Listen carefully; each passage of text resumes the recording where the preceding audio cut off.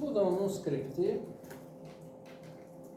ki biz onları bunun içerisinde eləyə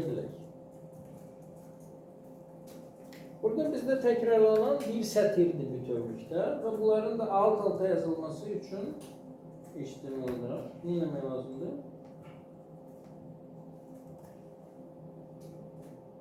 HTML-də alt sətri sızmaq üçün. Bir qoyurduq, bəli. Bir qoyurduq, axırda bir sonraki sətir, bir alt sətirdə çıxmaya başlayır.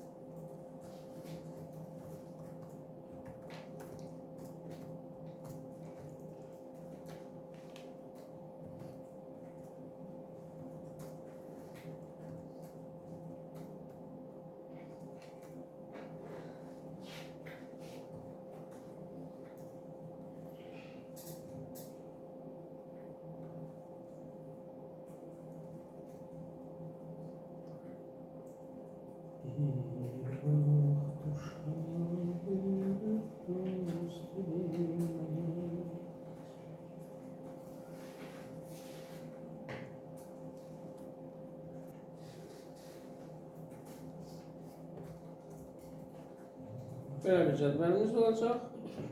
Hansına ki biz axırda inner HTML-nə məsəl üçün bir kod yazacağıq.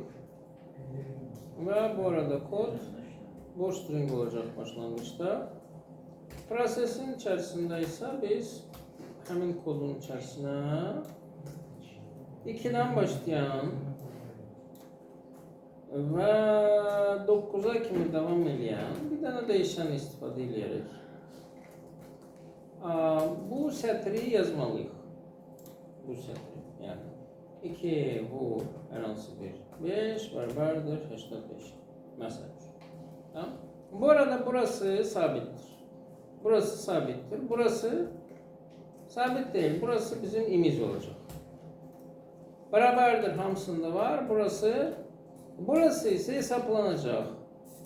2'nin bəli 2 vuruyla. Ve dediğimiz gibi bunun her birinin yeni sətirdən başlaması lazımdır. Onun için buraya ben bir tane de brrr təqini əlavə eləyirəm ki məndə nə bu? 2D ki məndə 2D'də böyle bir şey olsa ne güzel olmuş. Tamam. Güzel. Güzel. O zaman size ikinci bir tapşırık.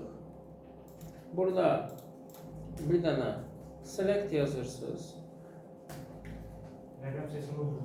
Bu select'in içerisinde select'in zadı olsun n. Tamam mı? Birincisi bu select'in içerisine zahmet olmasın. Yadınızda da o Facebook'un şeyini girdik. Burada yani 2'den 9'a kimi rakamları çıkarttırın evvelce. Tamam. Select'in içerisinde 2'den 9'a kimi rakamlar çıksın.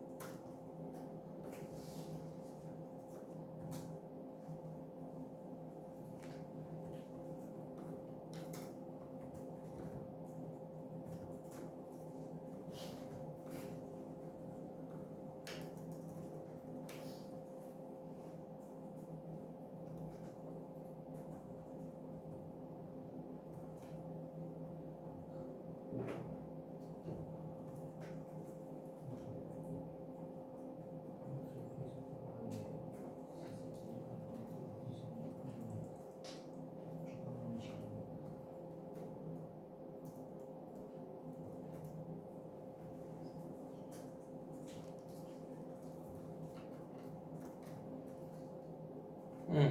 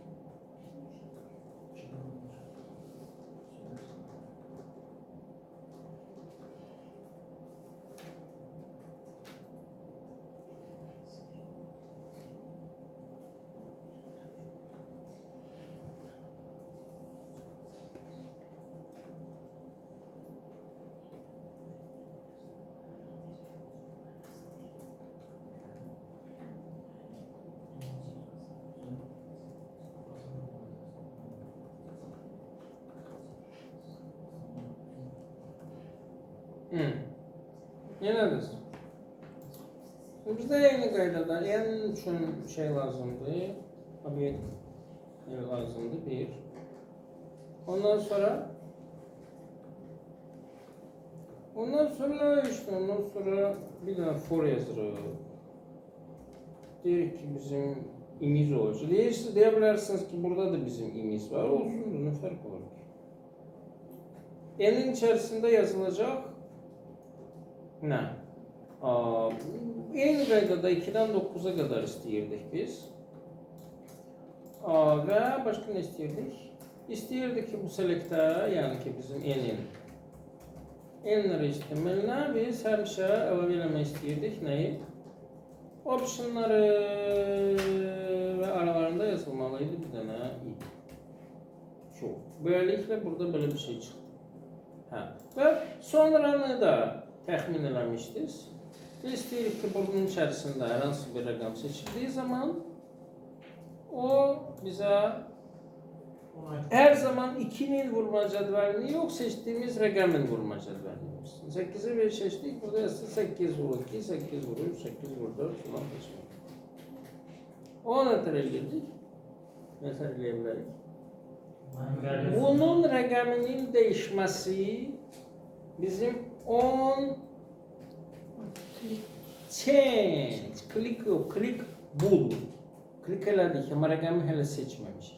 Ama bizim rəqəmin seçilməsi buradaki rəqəmin değişməsi deməkdir. O da on change eventidir. Onun için burada bir funksiya yazırıq. Mesela üçün, tamam ki bu. Və bu hissə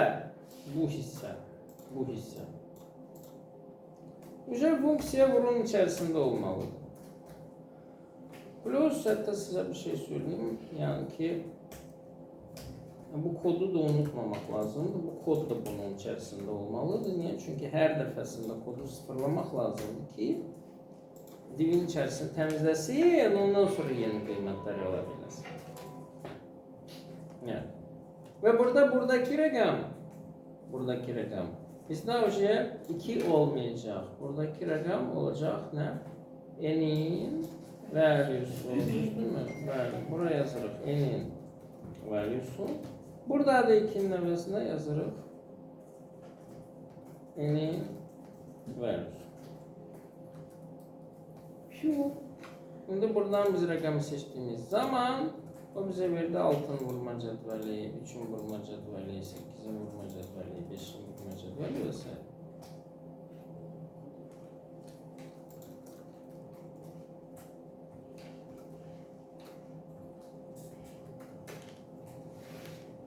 Belə işlər.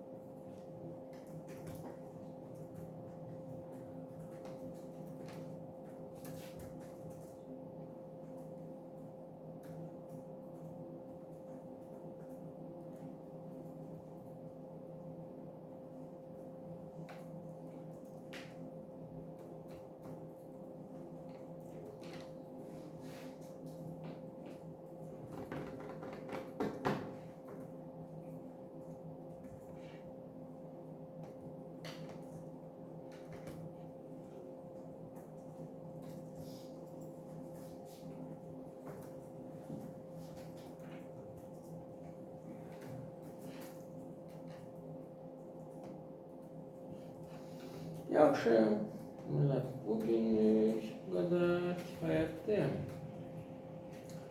Mən sizə bu yazdıqlarınızı təbii ki göndərəcəm. Bu bir. İkincisi də bugün gəlir ev tapşırığı, belə kifayət qədər samballı.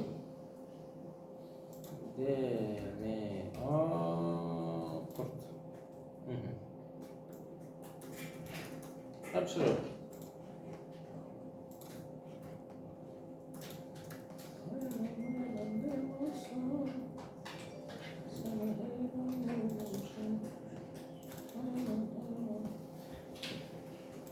Bu sizin tapşırığınızdır. Burada 4 tane şey var. Bu interfeysdir. Bu ne demek lazımdır? Bu ise o necə görsənməlidir təxminən. Oxuyursunuz, edirsiniz. Tamam. Allah xoşbəxt olsun. Burada özünüzdən hokka çıxartmayın. Burada yazılmış kimi bir sətirli cədvəlin xanalarında yazılsın. Yani burası cədvəl olsun, bir sətri olsun, içərisindəki xanala bu şey yazılmalıdır. Tamam. Belə, bugünlük